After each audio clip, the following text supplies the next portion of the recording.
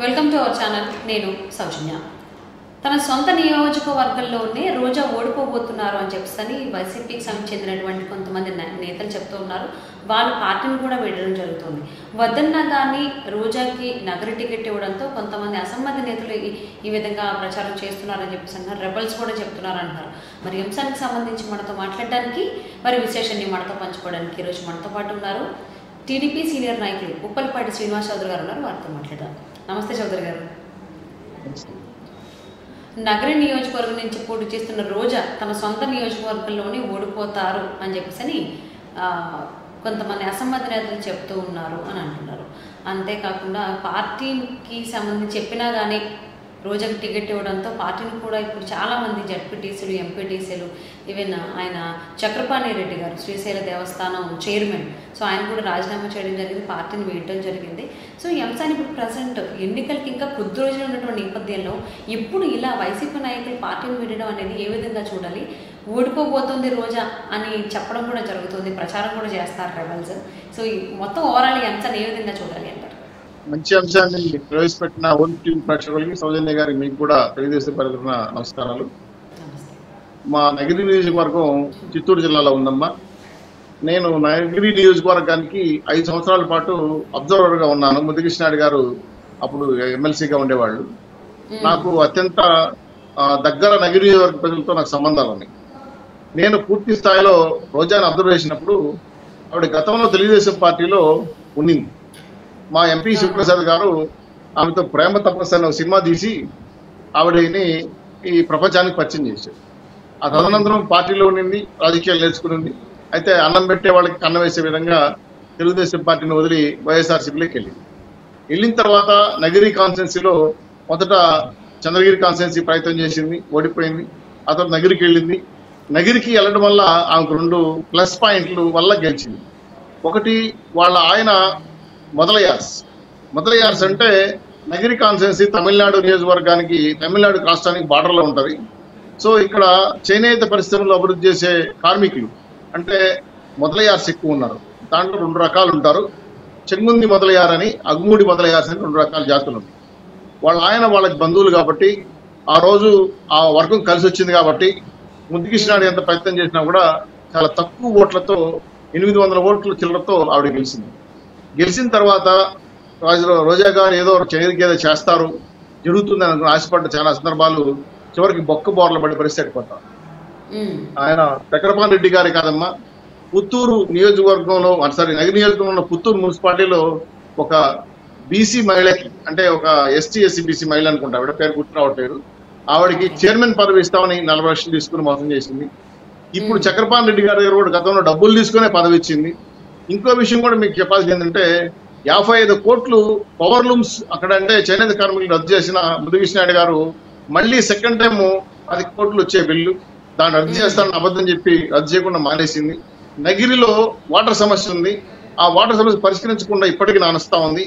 ఇవన్నీ పరిష్కార మార్గాలే కాకుండా వడమాలపేట అనే ఒక మండలంలో పూర్తి స్థాయిలో భాస్కర్ రెడ్డి అని ఆయన సర్పంచ్ స్థాయిలో ఉండి వన్ సైడ్గా పనిచేసి ఆవిడ గెలిపిస్తే ఆయనకి 40 లక్షలు అడేదో ఆర్బీకే సెంటర్ కడితే బిల్లు రావాల్సి ఉంటే 400 సార్లు తిరిగినా డబ్బులు ఇవ్వలేదు. చివరికి ఆయన అంటే మాట ఏంటంటే మా అన్నను కలువు లేదంటే మా యొక్క పిఎన్ కలువు అని చెప్తుంది, కానీ ఆవిడేమి చెప్పట్లేదు. వాళ్ళ అన్నను కలిస్తే మాకు ఇంత డబ్బులు ఇస్తే బిల్లు ఇస్తాం, మాకు ఇంత పర్సెంటేజ్ ఇస్తే మీకు డబ్బులు ఇస్తాం అనే విధంగా బేరాలు మొదలుపెట్టారు. ఈ విధంగా పూర్తిగా నగిరి నియోజకవర్గానికి మంత్రిగా ఉన్న రోజా గారు నగిరి పర్యటన ఎప్పుడు చేయలేకపోగా నగిరిలో ఉన్న అన్ని అంశాలు, ల్యాండు శాండు మైన్ విషయాలు, ఎందుకంటే ముద్దుకృష్ణారెడ్డి గారు ఉన్నప్పుడు నగిరి నియోజకవర్గంలో మట్టిని తరలించేవాడు కాదు. ఎక్కువగా తమిళనాడు రాష్ట్రం పూర్తిగా ఎక్కడ మట్టి లోడకూడదు, అక్కడ ఒక సిస్టమ్ ఉంది. సో తమిళనాడులో మట్టి షార్టేజ్ వల్ల ఏంటంటే బార్డర్లో ఉన్న నగిరి నియోజకవర్గం మీద అడిగేవాళ్ళు చాలా మంది వచ్చి మమ్మల్ని అడిగారు, సార్ ఒక 10 లోడ్లు ఇవ్వండి, 20 లోడ్లు ఇవ్వండి, లేదా 100 లోడ్లు ఇవ్వండి, ఇంత డబ్బులు ఇస్తామని. ఎప్పుడైతే వచ్చేసిందో పూర్తిగా స్వేచ్ఛనిచ్చేసి ఈమె 1000 టన్నులు వెళ్ళిపోయింది, ఈమెకి ఆడ మట్టి వెళ్ళిపోయింది. బెంజ్ కార్ల మొత్తం ఇంటికి వచ్చేసి దాదాపు 4-5 కార్లు బెంజ్ కార్లు ఉన్నాయి. కొడుకు పేరుతో కూతురు పేరుతో జమ్మాని డూప్లెక్స్ బ్రహ్మాండమైన ఇల్లు కట్టుకునింది. ఏమీ లేని తెలుగుదేశం పార్టీ నుంచి బయట వెళ్ళిన ఆవిడ ఈరోజు 100 కోట్ల రూపాయల అధికారం చేపట్టిందంటే, 1000 కోట్ల రూపాయలు సంపాదించిందంటే కారణం నగిరిలో ఉన్న భక్తి వనరులు పూర్తిగా తోచేసింది. ఈ డైమండ్ రాణి గారు జబర్దస్త్లో కొన్ని రోజులు ఉన్నారు. ఆ తర్వాత అదే నాటకాలు ప్రజలకు వేశారు. జగన్మోహన్ రెడ్డి గారి యొక్క ఆ పథకాలు జనాలు చెప్పారు. పూర్తి స్థాయిలో వాళ్ళ కులం వాళ్ళు మొదలయ్యాల్సిన అనే కులం వాళ్ళు నమ్మారు. మీకు పవర్లెన్స్ బిల్ తగ్గించేది కాకుండా సబ్సిడీ కింద విద్యుత్ ఇస్తానని చెప్పింది, విద్యుత్ వాళ్ళకి ఇస్తానని చెప్పింది.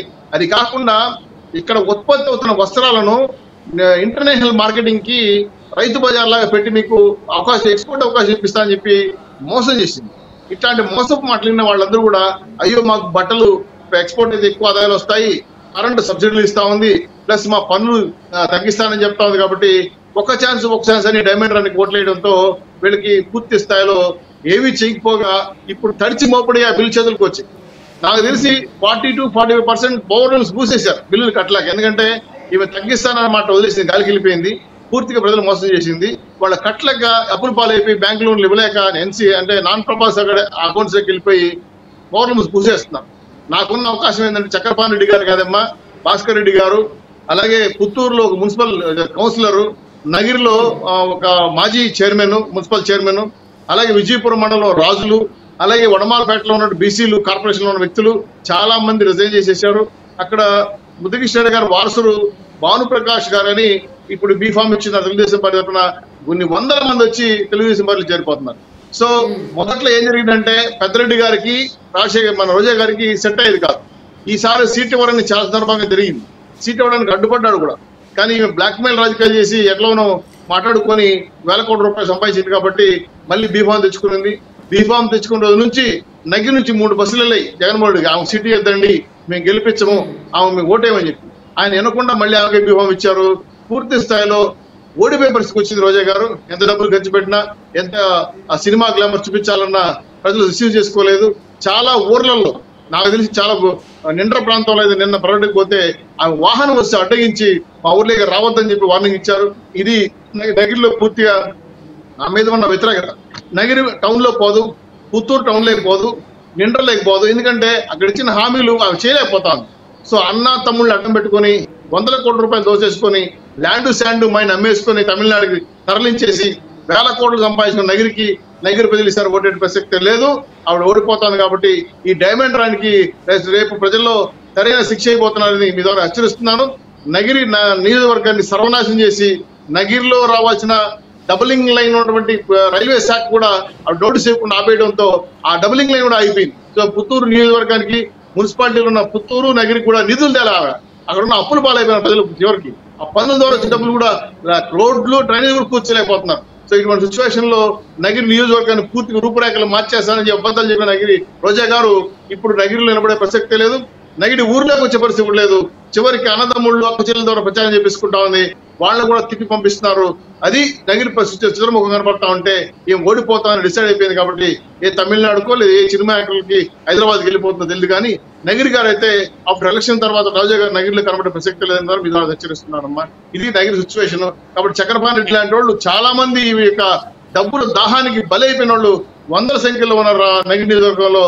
వాళ్ళు ఎవరు కూడా పోట్లేరు, తగిన బుద్ధి ఎలక్షన్లో చెప్తారని చెప్పి మీ ద్వారా హెచ్చరిస్తుంది. మరి సొంత నియోజకవర్గం నుంచే రోజాకి ఈ రకంగా వ్యతిరేకత వస్తుంది అని అంటే, సో వద్దన్నగంటే గుర్తించారనడంతో చాలా మంది రిజైన్ చేస్తూ ఉన్నారు పార్టీకి. సో అందులో శ్రీశైల దేవస్థానం మాజీ చైర్మన్ చక్రపాణి రెడ్డి ఉన్నారు, అదే వాటిలో జడ్పీటీసీలు, ఎంపీటీసీలు ఇలా చాలా మంది ఉన్నారు, సర్పంచులు కూడా.